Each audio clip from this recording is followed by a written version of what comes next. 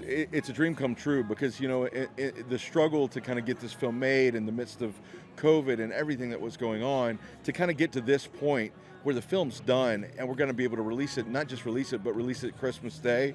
I mean, you just dream of scenarios like that. One of my proudest moments in this film is casting Hayden Zoller that plays little Zach. And for him and the representation it brings for his community of blind actors, and not knowing the weight that he carries on his shoulder at that little age and what he does in the film, he's magnetic. My brother John and I, when we direct a film, we love making movies for the cinema, for the theater. There's just something about that theatrical experience and being able to just enjoy it with a crowd. And in a film like this, and the way it was shot, the way the football was shot, it was meant to be seen on the big screen. It's really a love letter to dreamers.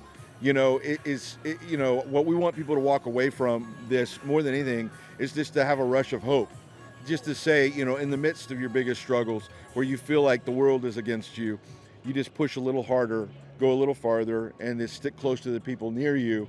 And there's always hope for a new day. And then all of a sudden it turns around and, you have your moment where your dreams come true. John and I, we started as cameramen for sports networks when we were trying to get this film hobby off the ground. And so I was on the sidelines of the Super Bowl in 2001, Kurt Warner's second Super Bowl, playing Tom Brady in his first. And I was just this cameraman, nobody off to the side, watching this story play out that was larger than life. And I just remember thinking that would make an incredible movie.